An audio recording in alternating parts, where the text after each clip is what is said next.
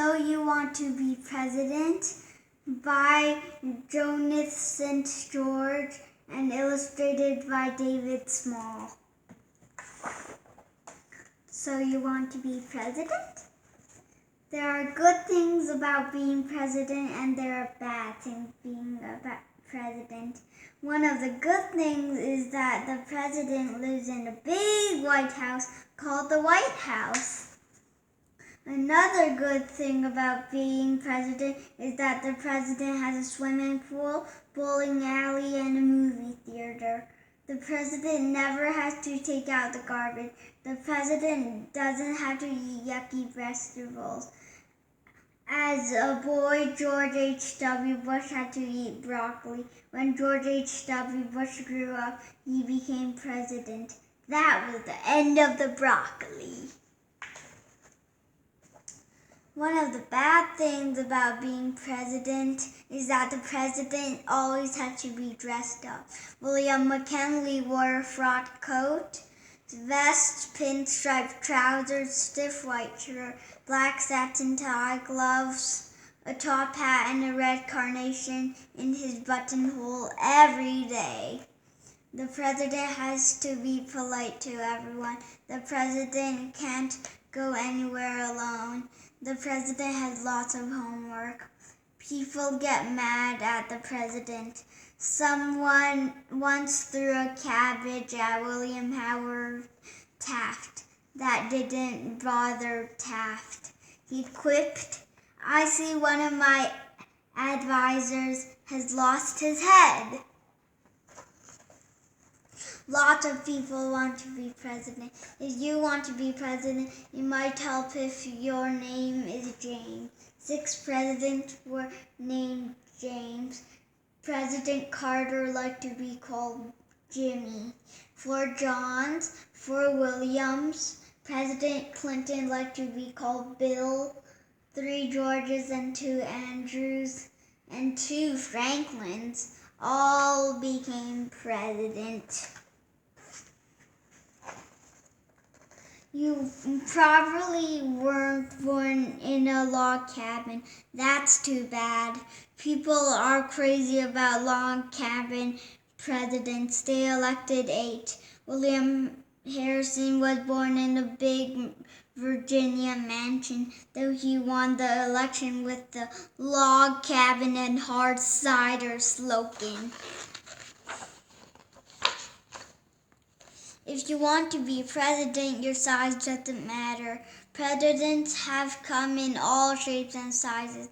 Abraham Lincoln was the tallest, 6 feet 4 inches. His stovepipe hat looked even taller. James Madison was the smallest, 5 feet 4 inches and only 100 pounds. William Howard Taft was the biggest, more than 300 pounds. He was so big that he had a special tub built for his White House bathroom. 4 men could fit in that tub.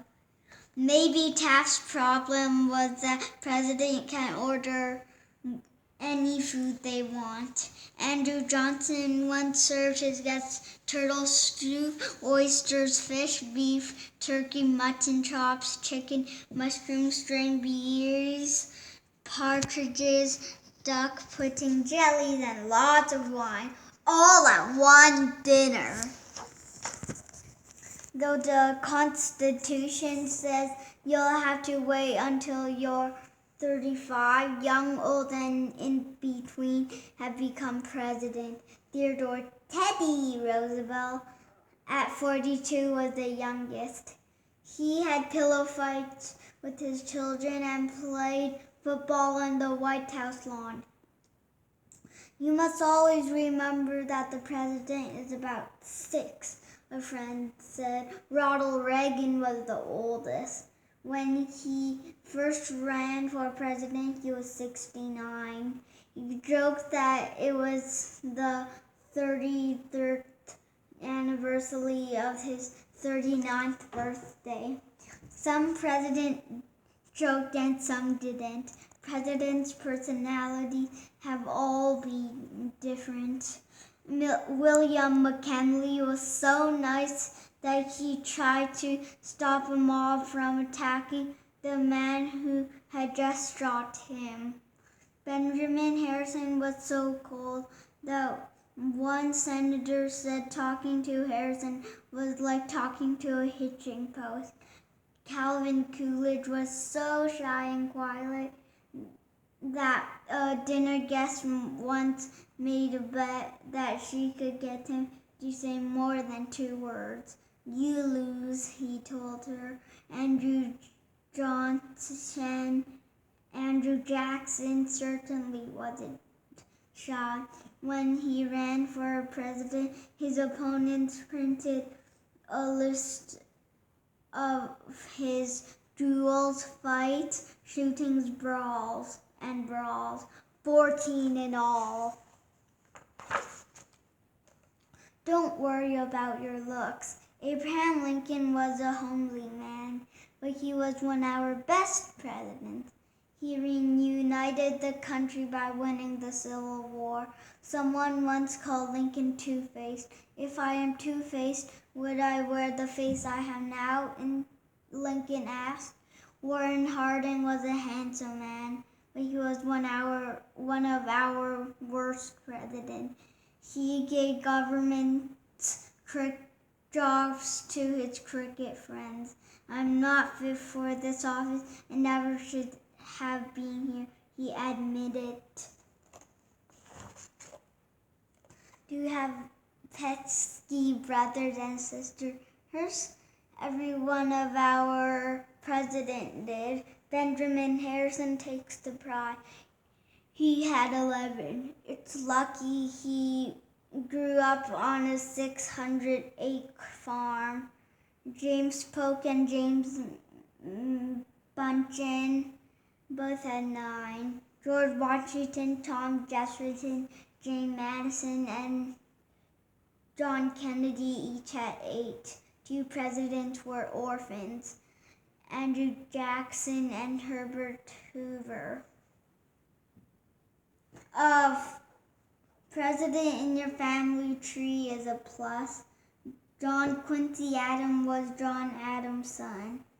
John Adams, George H.W. Bush's son, George W. Bush, became president too. Theodore Roosevelt and Franklin Roosevelt were 5th cousins. Benjamin Harrison was William Harrison's grandson. James Madison and Zachary Taylor were 2nd cousins. Some presidents threw money around and some were penny pinchers. James Monroe ordered French silverware, china, candlesticks, chandeliers, clocks, mirrors, vases, rugs, diapers, and furniture for the White House. 93 crates in all! William Harrison was thrifty. He walked to market every morning with a basket over his arm. Do you have a pet? All kinds of pets have lived in the White House, mostly dogs. Herbert Hoover had 3, Piney, Snowflake, and Tut. Tut must have been a Democrat.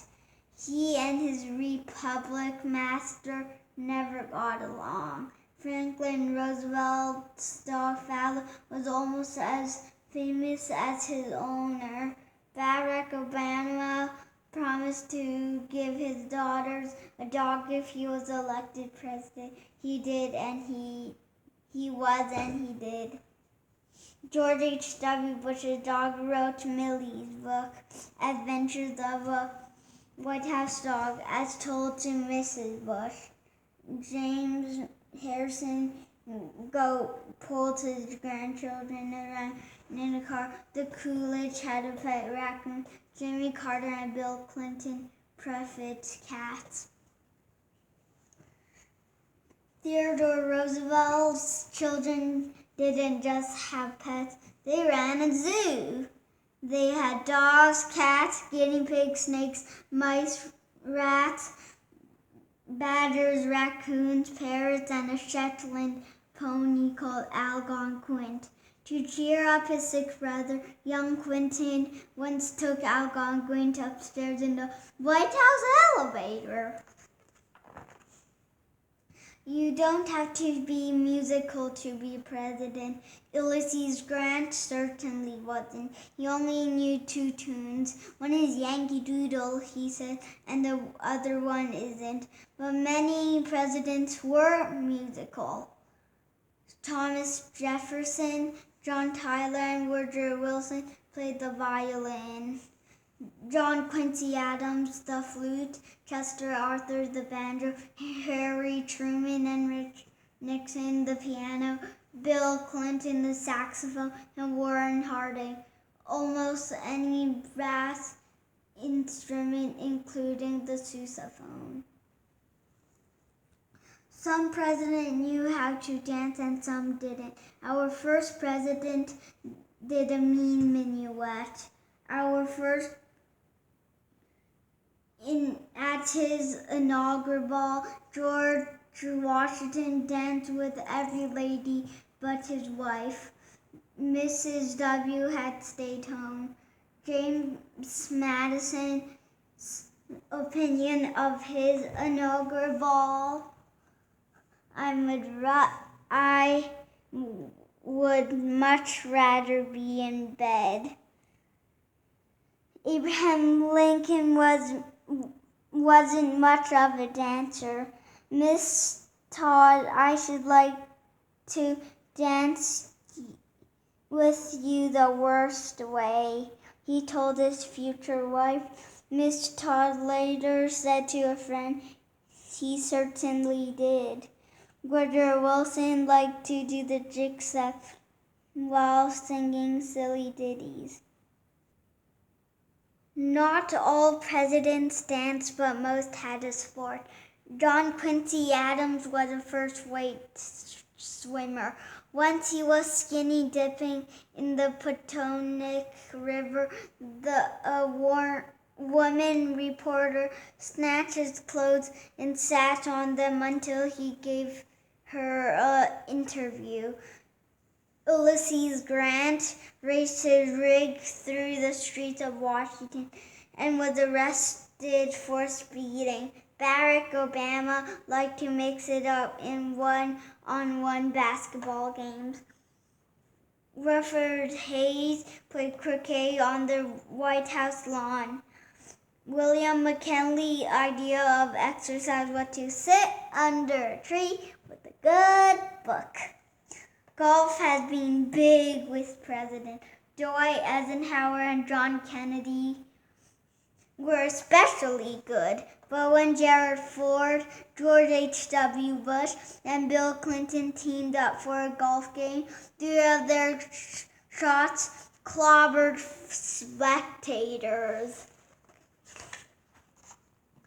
The most presidents went to college, 9 didn't. George Washington, Andrew Jackson, Martin Van Buren, Zachary Taylor, Millard Fillmore, Abraham Lincoln, Andrew Johnson, Grover Cleveland, and Harry Truman. Andrew Johnson could read until he was 14. He didn't learn to write until after he was married. Thomas Jefferson was top-notch in the game department. He was an expert on agriculture, law, politics, music, geography, surveying, philosophy, and botany. In his spare time, he designed his own house and mansion, founded the University of Virginia, and whipped up the Declaration of Independence. If you want to be president, you might consider joining the army. George Washington, Andrew Jackson, William Harrison, Zachary Taylor, Ulysses Grant, Rutherford Hayes, James Garfield, Chester Arthur, Benjamin Harrison, and Dwight Eisenhower were all general. If you can't be a general, be a hero like Theodore Roosevelt or John Kennedy. Roosevelt's Rough Riders charged up Kettle Hill to help win the Spanish-American War. Kennedy led his crew to safety in World War II when the Japanese sank his PT boat. Don't be a Franklin Pierce. In his very first battle, Franklin Pierce's horse bucked. He was thrown down against his saddle and fainted. His horse fell, broke its leg, and Pierce hurt his knee. He got elected anyway. Another route to the White House is to be vice president, though most don't think of a job. Truman's vice president, Alvin Barkey, told about a man who had two sons. One son went to the sea, the other was elected vice president. Neither was heard ever from again. Who's ever heard of Alvin Barkey? Others vice president have been heard from: John Adams, Thomas Jefferson, Martin Van Buren, Richard Nixon, and George H.W. Bush were all elected president. Gerald Ford became president when Richard Nixon resigned. John Tyler, Mill Fillmore, Calvin Coolidge, and Harry Truman moved up when a president got sick and died. Andrew Johnson, Chester Arthur, Theodore Roosevelt, and Lyndon Johnson became top men when guns were drawn, bullets through, and a president were assassinated. Almost any job can lead to the White House. Presidents have been lawyers, teachers, farmers, sailors, engineers, surveyors, mayors, governors, congressmen, senators, and ambassadors. Harry Truman owned a men's shop. Andrew Johnson was a trailer. Ronald Reagan was a movie actor. One thing is certain: if you want to be president and stay president, be honest. Harry Truman paid for his own post stamps. Grover Cleveland was famous for his motto, tell the truth. Other presidents weren't so honest. Democrat Bill Clinton was impeached for lying under oath. Republican Richard Nixon broke into Democrat headquarters to steal campaign secrets. He covered up the crime and then lied about it. That was the end of Richard Nixon as being president. There they are, a mixed bag of 43 presidents. What they think of being head man. George Washington, who became our very first president in 1789, worried about his new line of work. I greatly fear that my countrymen will expect too much from me, he wrote to a friend.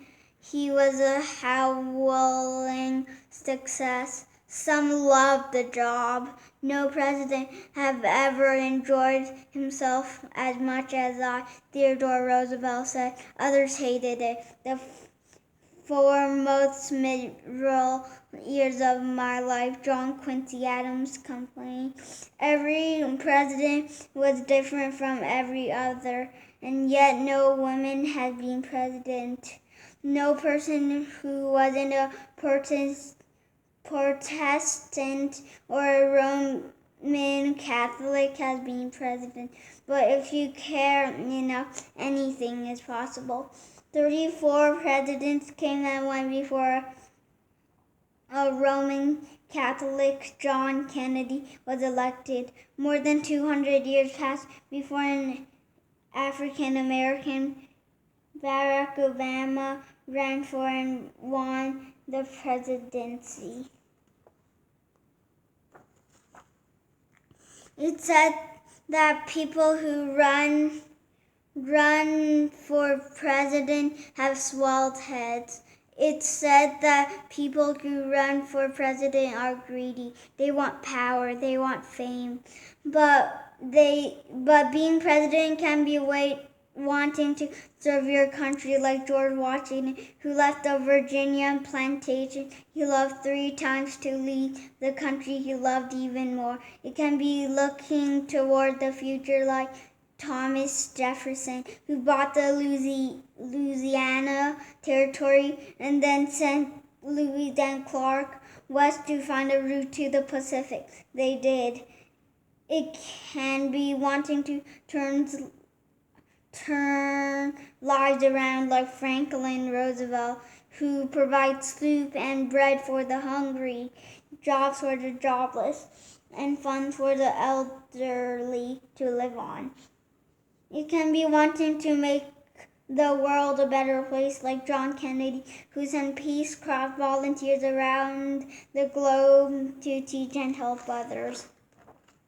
Every single president has taken this oath. I do solemnly swear or affirm that I will faithfully execute the office of the President of the United States and will, to the best of my ability, preserve, protect, and defend the Constitution of the United States. Only 35 words, but it's a big word when you're president of this country. Abraham Lincoln was tops at filling that order. I know very well that many others might in this matter, as in others, do better than I can, he said. But I am here. I must do the best I can and bear the responsibility of taking the course which I feel I ought to take. That's the bottom line. Tall, short, fat, thin, talkative, quiet, vain, humble, lawyer, teacher, soldier. This is what most of our presidents have tried to do, each in his own way. Some succeeded, some failed. If you want to be a president, a good president, pattern yourself after the best. Our best have asked more of themselves than they thought they could give. They have had the courage, spirit, and will to do what they knew was right. Most of all, their property has always been the people and the country they served. The end.